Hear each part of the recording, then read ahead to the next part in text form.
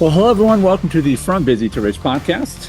This podcast exists to inspire advisors like you to increase your profitability and the quality of your life, but not just for you, also for those that you serve, for really everyone around you. And we're going to talk about something today with Wes that touches specifically on something that can be applied to every relationship you have. So the good news is it applies everywhere, and the bad news is it applies everywhere. So it's going to make you uncomfortable in a really good way. We promise. So, Wes, good to have you today, my friend. Hey, great to be here, Andy. So let's talk about a gap. And this is a great idea that I'm confident when people listen to this, as they're listening, they're going to think of things. And then this is something that will become part of every relationship they care about, that they will start to pay attention to where people are filling in the gap for them and they're wrong, or they're filling in the gap for someone else and they're potentially wrong. So let's define some terms. What are we talking about when we say the gap? Yeah, let's talk about that. Yeah. So in all aspects of life, there's just a fundamental reality that you're going to encounter gaps between what you expect and what you experience. And you get to choose what you place in that gap. Okay, let's pause real quick. Give me some simple examples of what you expect and what you experience. Yeah. I'm driving down the road and I expect that other drivers will drive like I'm driving and which is the perfect way, by the way, Andy. It never makes mistakes. Never. And not cut people off or not stop too hard in front. That they are not out of blinker fluid. Right. Yeah. That's right. That's right. Right. And, or will not, let me over. They'll absolutely always let me over when 100%. I need it and not try and speed up to avoid that. And so occasionally as I drive, I find that there is a gap between what I was expecting and what I actually experience, is because people do cut me off and they do stop all of a sudden slam on their brakes and weave in and out of traffic and don't understand their blinker. And so therefore there's a gap between what I expect and what I experience. And I get to choose what I put in that gap. Okay. Which can be primarily two categories of thing. It can be either trust or suspicion. And what I mean by that is, if it's trust, it is a generous explanation for that gap, meaning, you know what, I'll bet maybe something personally is going on in that person's life and they need to get over to this lane really quickly and just are not able to pay much attention. Or maybe they won't let me over because they have something really interesting and hard going on in their life. Or I can say they're a jerk. They must be an idiot and their family is an idiot. And clearly they should not be allowed to drive on the road and or reproduce or just reproduce They're just bad people. So what we choose to put in the gap in those cases is either one of trust or suspicion. I trust that they're a good person. They just happen to be having some circumstances causing them to make this move that's different from what I expected. Because think about this, Andy, and then we're going to get into like the meat of how this actually helps us in our financial advisory practices. Which, regardless of whether it's true or not. Yeah, right. Which one's actually better? Like, which one actually makes you feel better? Yeah. And doesn't occupy your sideways energy for the rest of the day. Right. I love the first part of the question is, regardless of what is true or not, because let's be frank, and I won't get into the specific car types because you might be driving one right now if you're listening, and I don't want to alienate you, but there are certain people that drive certain kind of cars. I'm like, no, they're jerk. Everyone who drives that car is a jerk. Vans. Right. Those minivans. No. Take it easy, buddy. Let's not get personal. But it is, even if they are wrong, even if they are being a jerk, I will feel better if I assume, you know what? They just really need to get to work on time today. Like 2 seconds faster than me. They're really stressed about something. And so they don't want to let me in. I feel better about that than that person personally is trying to ruin my life today. Yeah. And the dwelling in it doesn't do any good for you. It creates a lot of negative chemical reaction in your brain, literally, that causes you to suffer unnecessarily because of the story that you chose to tell yourself that about the gap between what you expect and what you experience. And in real life, it gets a lot more serious than just somebody cutting you off in traffic, because teams, and we operate on teams. We operate on teams when your client chooses to team up with you. When you have people that are a part of your team that are there to serve your clients. Yeah. And one of the things about this conversation today is teams use trust as currency.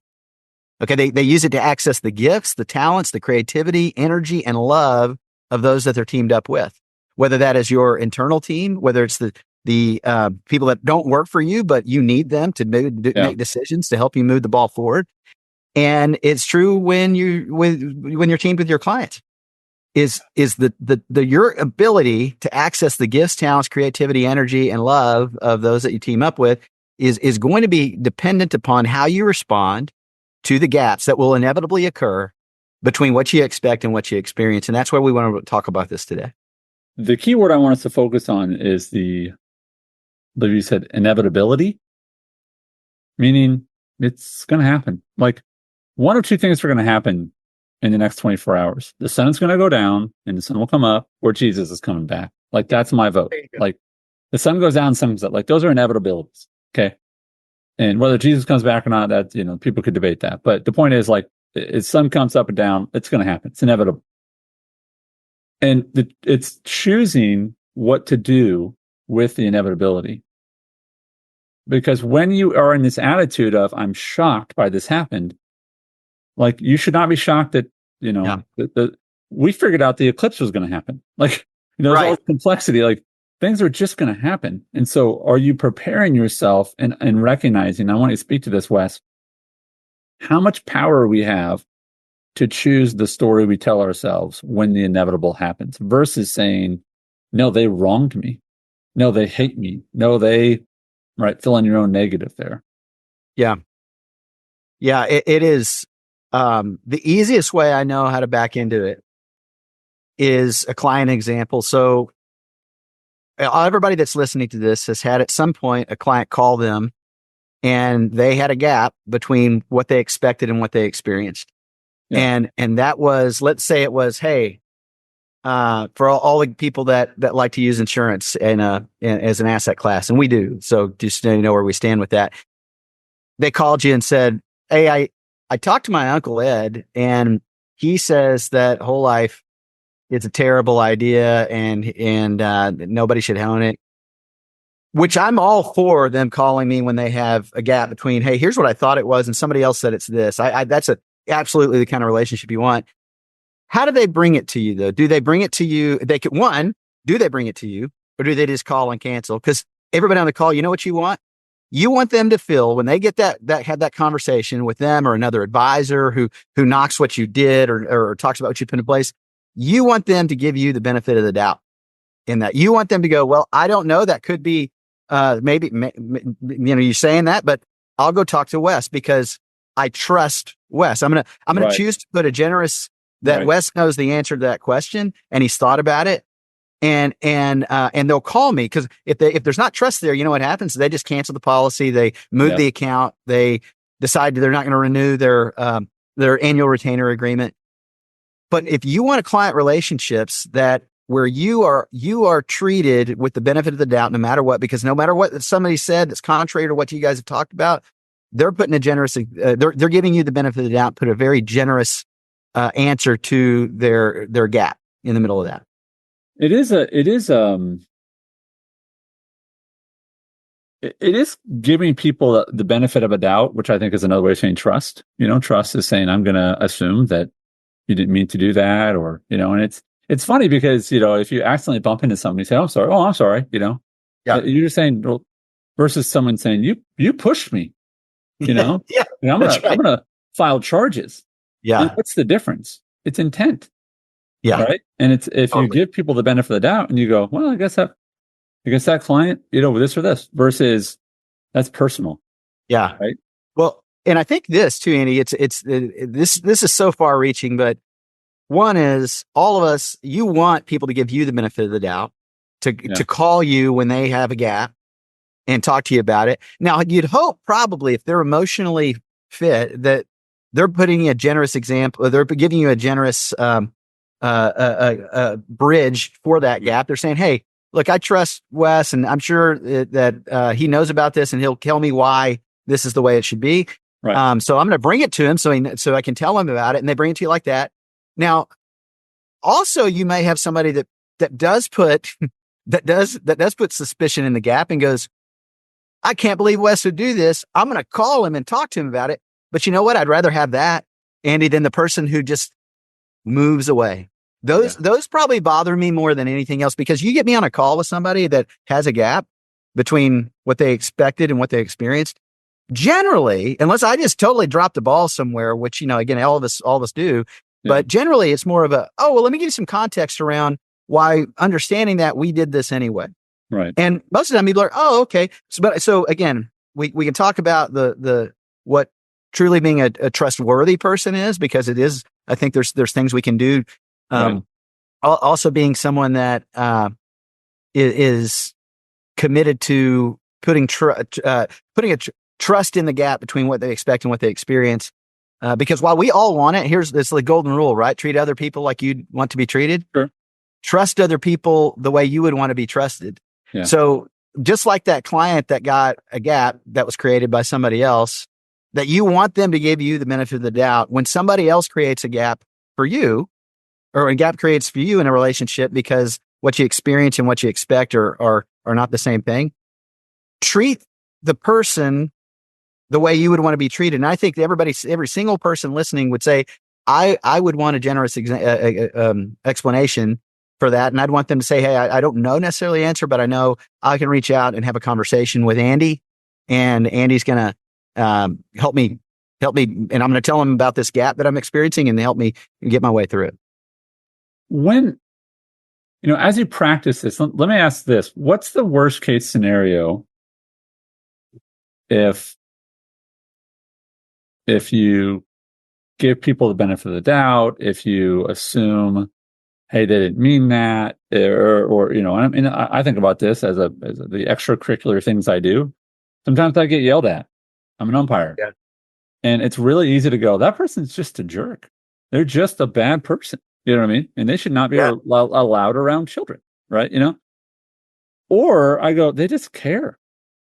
They want their kids to have a great experience, and they feel like I'm keeping them from doing that. And so, I can go, hey, let's talk about that. But I just wonder, like, what's the worst case scenario if you live a life where you go, I'm going to give everybody, even a person who I think, no, you're just dumb, or you're just a bad person. Like, what will happen if we institute, like, there's a cost to this to some degree. So what is the cost of living a life where you just go, you know what, I'm just going to fill the gap of, instead of that was really dumb and you're an idiot and, with, like, what's the byproduct of that? Yeah. So I think there's levels. I think one level is people that you really are never going to see again in your life anyway, but most likely. So that's the person that cuts you off in traffic. It's the parent that yells, you're an idiot, Andy, because you didn't call that fair. Yeah. You called it foul. Yeah. And all those kind of things. And those are more, what chemical reaction do you want to have happen in your brain? One of gratitude or one of hate and disdain? Because I can tell you which one is more pleasurable. And everybody listening is smart enough to understand that you'll spend a lot of your power and your energy for things that could have been channeled to productive activities, productive thought, to just things that are sideways and actually make you feel worse about life and more depressed. Yeah. So I think there's that level. Now, I think here's where people take this from a business context, because let's just take this to our teams, our internal teams that we work with. Your team is going to create gaps. My team is excellent. And we create gaps for each other between what we expect and what we experience. And when that happens, I have a choice to make. I can put I can put in the gap trust, or I can move with suspicion. I can fill it with one of the two. Meaning, well, Andy didn't show up on time because he doesn't respect my time. He's lazy. Or I can be, Andy must have a really good reason, because he I know deeply respects our relationship and our time, and so he would never do that on purpose unless there was a really good reason. Right. And you know what? I think in business, there's bigger examples of that, right? Somebody, let's say, doesn't return an email, or and a client gets mad, or they were supposed to get something done in a timely fashion and it didn't get done.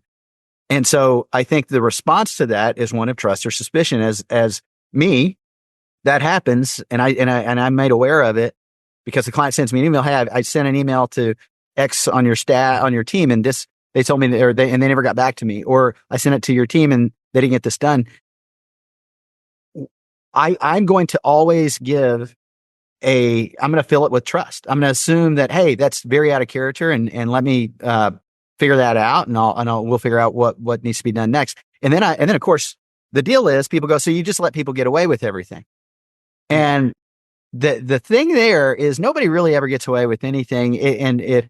Because if it continues to happen, then there needs to be a conversation, around it. There's great, Andy Stanley does a talk called Trust versus Suspicion, that in a variety of different conferences and things like that. You can go YouTube it and check it out. But he talks about these 3 trust commitments. And this is what I think is practical. Basically, I'm going to trust you, and I'm going to be trustworthy when it comes to operating as a team. Okay. So when you make these 3 trust commitments, you're doing this. You're saying, when there is a gap between what I expect and what I experience, I'll fill it with trust. That's my commitment to you as my team member. I'm never going to assume any other reason than one that is good, than one that is, hey, Andy's got, even if I don't know it and it doesn't make sense to me yet because I've not talked to you, I'm going to still fill that gap with trust. The other thing is, when I see another team member filling that gap with suspicion, I'll come to your defense and fill that gap with positive, because this happens all the time, Andy, in organizational life.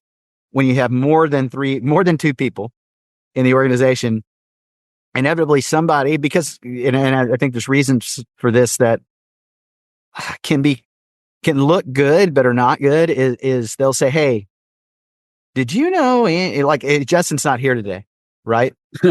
Justin's not here today. So, Andy, did you know Justin? I don't think he really cares about the podcast. Yeah, obviously. I mean, he's not even here. In fact, you know what? He's probably laughing because he. Well, let me real quick.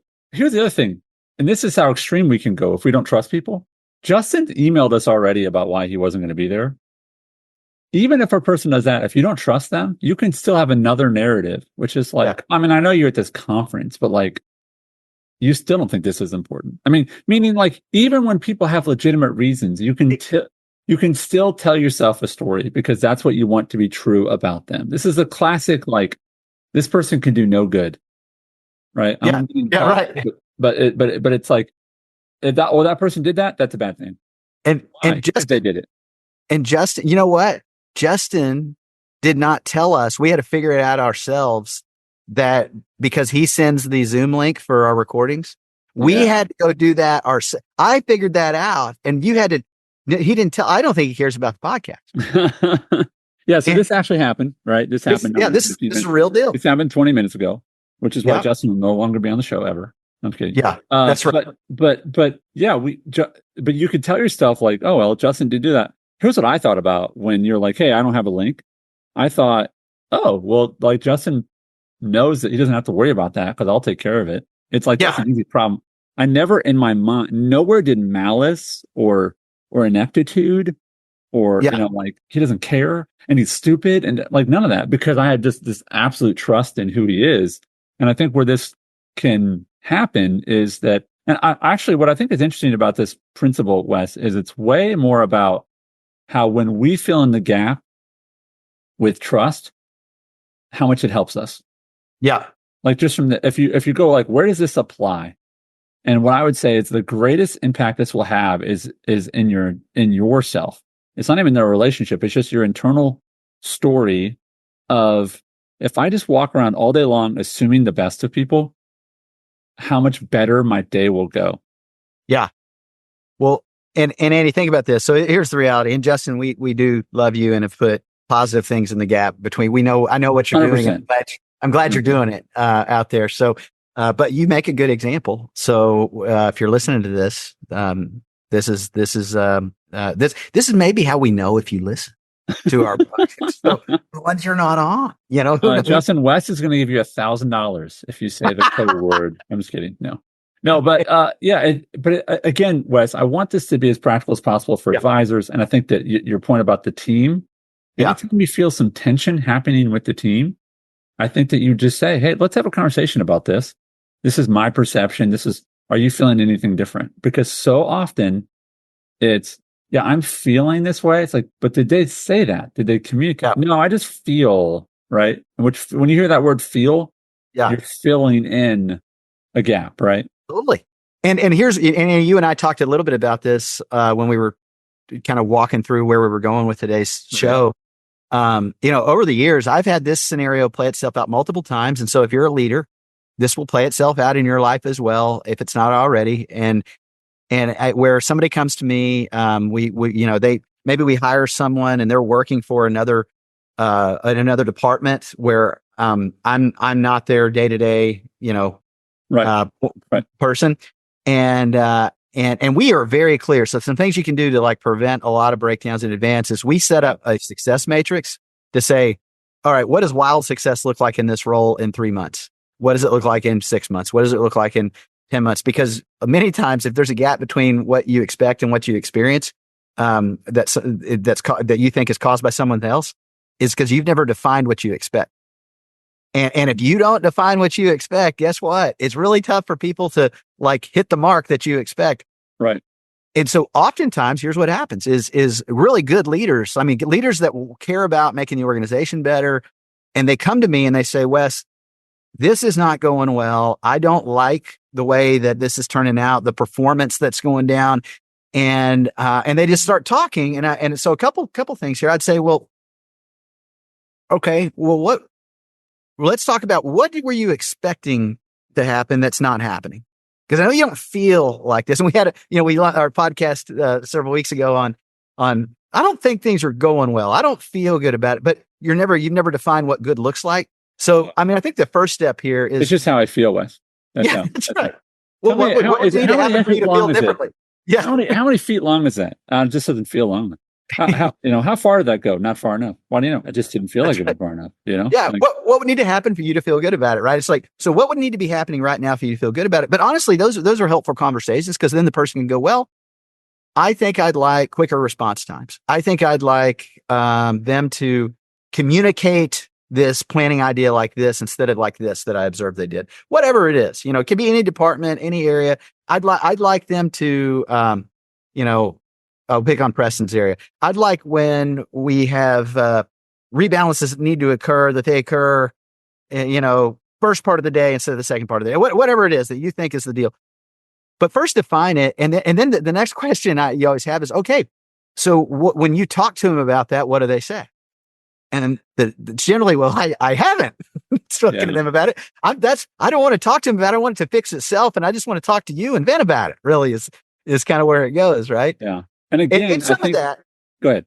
I was going to say some of that is, if you are a leader and you are respected well, a lot of times people really do want your help in understanding what to say and how to say it. So don't take it as like, well, we're just talking about somebody.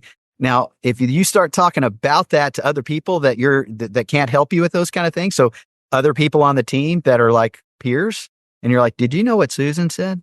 Did you know Susan? She's not doing a good job. That's not helpful. But if you're talking to the point leader, and I hold that role a lot of times in our organization, where people will say, "Hey, Wes, I don't think things are going well here." I'm like, "Well, what were you expecting? What would need to happen for it to go well?" I think that's one part of the conversation, and sometimes you have to help them create that, define it. Mm-hmm. Also, secondarily, it's like, okay, so when are you going to go talk to them about this? Yeah, and walk me through it, because a team that's trust driven is when I have an experience or see something that begins to erode my trust, I'm going to come directly to you to talk about it. And those the fun, and this is maybe an area that I think for most people in our business, just because of how we're wired and the role we hold, that's very difficult. People want harmony, but they sacrifice unity for harmony, and eventually both go away. because harmony, meaning I just want things to not upset anybody ever. And these conversations are naturally upsetting. And, Yeah. Yeah. and Let's so, sit on that for a second. Let's sit yeah. on the sacrificing unity for harmony. And so I think what you're saying is that, ultimately you got to stick together. And that means that sometimes you have to have difficult conversations. Yeah. I tell people during our plate meetings with coaches, we kind of repeat the same thing every time. And one of them, I say, I used to say, if there's a call that you don't like, do you promise to approach us, approach them, da, da, da, da. Now I changed it to when we make a call, not if, right? Because That's right. it's when, not if, it's when. When, and I usually pick my partner, when Wes screws up, do you promise to call time and approach him and not me? And they laugh. But the reason I do that is, and the reason we're having the show today is because it's not if, friends. If you can hear us, nowhere is if. It is when someone does not meet your expectations. When you are quietly, internally fuming at someone, what are you going to do? How are you going to approach them? And how much ownership are you willing to have of this is about me not setting clear expectations or not verbalizing them and then filling in the gap with something negative? Yeah. And listen, when you're depending on the person, if you have direct reports that you're guiding and leading in an area, especially if it's new for them, you can't expect they know what you know in all areas. We say all the time, things I thought were intuitive generally aren't. Yeah. They're intuitive because you've done it for, Yeah, I think that falls under common sense. Isn't that common? But it's common sense, but it's common sense to you. Yeah. But I still find myself as a dad, your father, so am I, like, I ask my kids, often, like, do you guys know what that is? And they're like, nope, don't know what that is. Like, the terms that I just assume they knew, right? Yeah. And they're like, no, I don't know what that is. I was talking about my kids about term insurance on the way home from my son's taking a personal finance class in high school.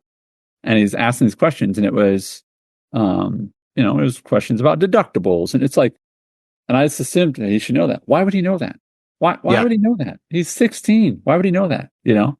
But we make assumptions, and that's not helpful. Yep.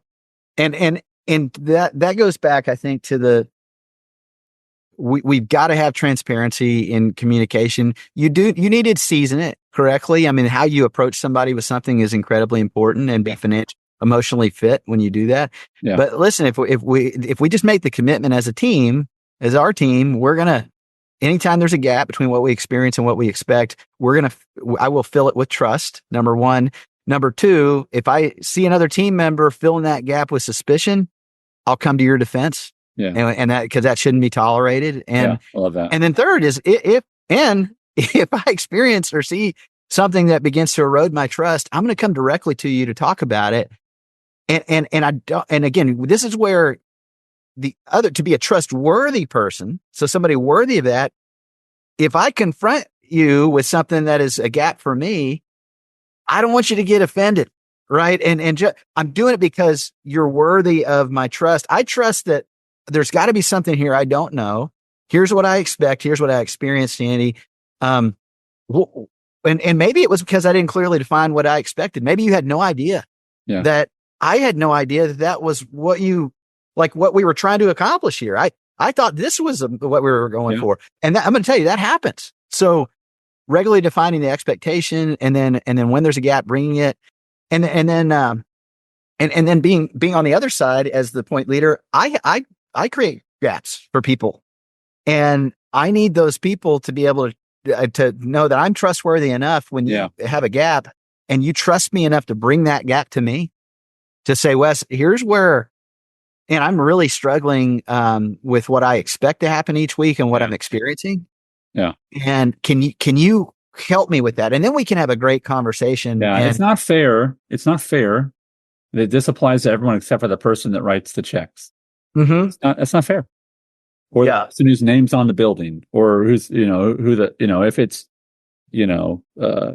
Wes Young and Associates, it doesn't mean that Wes and whoever those associates are don't have to follow these rules. And Yeah. I will say that if you work for someone and they're not a safe person for you to say, I have confusion, I have frustration around this. Let me seek some clarity. I want to believe the best of the situation. If you can't do that, that's a really long term, it's going to be a really difficult place to thrive. I'm glad you hit this, Andy, because again, if we go back to the teams use trust as currency and they use it to access the gifts, talents, creativity, energy, and love of those that they're teamed up with. Large organizations can be I have audited many of these. I've got clients that have been in these organizations, and even on a small scale, these exist, but it's just more popular, I think, in large ones. What you end up doing is you end up shrinking the creative. You get people that are willing to tolerate that environment long term are not creative. They're because they're just status quo is what they're willing to push down. Because anytime somebody has a different idea, that creativity gets crushed. People are scared to mess up, scared to try things that if it doesn't work, what will I do? Yeah. And because there is no trust that, hey, I'm going to put a generous story in the gap between what I expected and what I experienced. It just didn't work, right? We tried stuff, it didn't work. That's okay. And it's like there's we have a saying in our organization called just throw more touchdowns than interceptions. Yeah. Because everybody's going to throw in interceptions, including me. Yeah. But you don't put Tom Brady on the bench because he threw an interception, right? Because he throws far more touchdowns. Now, listen, if you start throwing more interceptions than touchdowns, we probably need to fix something and have a conversation. So this is not the other thing I want to hit with this is people go, well, so you're letting them get away with everything. Everybody's this love and trust and, it's a very soft and there's nothing soft about this. This is very, very deep and sometimes uncomfortable. But it's the starting point. We're not saying, and then you let them do whatever they want. Yeah, that's right. Right. You trust. And then even if they stole from you, you go, well, you seem like a trustworthy person. I mean, I now have proof you stole from me, but I mean, I'm just going to believe the best. That you need that money more than me. You know what I mean? No, you fire them, whatever. Right. Yeah. But my point is, when you don't have enough information, that's a gap. Yeah. And if you start with, I literally had this conversation and we were talking about 5-year-old children. There was a guy that was like filling my ear this weekend, and I stopped by. I wasn't even, I wasn't on call or whatever. And I stopped by just because I wanted to be present. It was their first game of the season, and I just chatted with this guy, and I said, "Hey, you just seem really upset about this. Like, I'm sorry for whatever's happened, but I'm here because I want to hear about your frustrations. But like, let's just bring it down, and like, we're gonna, And I didn't say because they're 5 and you're freaking out. I was just like, oh, this guy just. And my thought was within 24 hours, as I thought about this guy, I thought, man, he would be a great board member because he really cares. Like, I was like, because I'm giving him the benefit of that, like, man, it's way better than like, whatever, who cares? Like, when people are upset, people are passionate, like channel that in a positive way. And it's just amazing the story you can tell yourself and how that story can then become true. Well, and the thing about this, Andy, is at the end of the day, we still trust but verify. Sure. And what ends up happening is if you throw 5 interceptions and no touchdowns in 3 games, we're going to need to make a change because if we've had conversations to say our expectation was not met here. Yeah. I'm sure maybe you had an off game, maybe something busy, you went through some life event, and then you say, yep. And I've got a solution to it. I know what I'm going to do next time. And you do the same thing. And we have another conversation and then you do the same thing. Yep. Then we're going to be making a change. And so I think it's, you still measure, you still have, we know the biggest, funniest thing before people were working remotely on a regular basis. And we were remote office about a decade ago is some of my friends would always ask me that were running other practices, well, Wes, how do you know they're working? Like if they're not in your office and you're working, I'm like, you can't see them at their desk. I'm like, well, how do you know they're working when they're there? Yeah. I said, I know because work gets done. And they're like, yeah, but what if they get up and they put laundry in the middle of the day? I'm like, great. It's not on their mind and they can be focused on getting the rest of their work done. They won't smell. Yeah. That's great. But truthfully, I mean, the reality is nobody gets away with anything if you put trust in the gap. Yeah. But what you said, what you just explained there is what we're talking about, the context of all this, and I'll throw it to you to wrap, Wes, is we're talking about a gap. And the gap is, oh, there's information missing. So I'm going to put something in there. If I throw, if I don't return 3 emails and you say to me, hey, Andy, you need to return those emails. And I go, oh man, I'm sorry. I'm more of like a 48-hour guy. And you're like, well, you work at a 24-hour place. So you have 24 hours to return the emails, not 48. Clarified. Thank you. Yeah. Next time it happens, there's no gap. Yeah. Right. The gap has been filled. I should know, oh, I don't have 36 hours. I don't have 26 hours. I have 24. Right. So there's no gap. What we're talking about is how often, for you can hear our voices, do you not have the information and you fill it in with negative? And recognizing you actually have the choice to go, you know what? I bet they're doing it because of this. And you might be wrong. They might be doing that because they really are a jerk. Yeah. Right? But in the meantime, you can just believe the best. That guy I'm talking about, he might just be a jerk. I don't know. I don't know him well enough. But I'm not going to let this guy live in my head as a jerk when I could go, I don't know, maybe he's just a super passionate guy and, he was right. And, who knows? Yeah. Yeah. So Wes, let's land this with this. If someone's sensing something right now and they're like, man, I've been really filling in the gap. When you approach someone for the first time, do you start with, hey, I need some clarity on this. I feel like this is what I'm seeing. This is what I'm experiencing. Is it you're asking for clarity, sort of acknowledging, hey, I've been sort of filling in this lack of information with something negative. Like, what's really going on here? Yeah.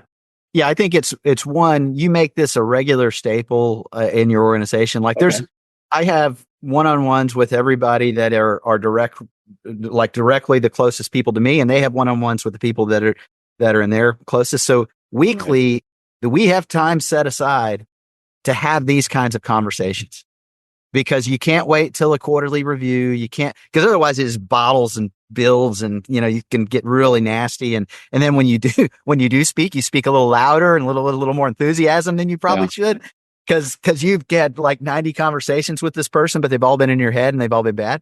So it needs to be regular conversations with the people that are closest to you.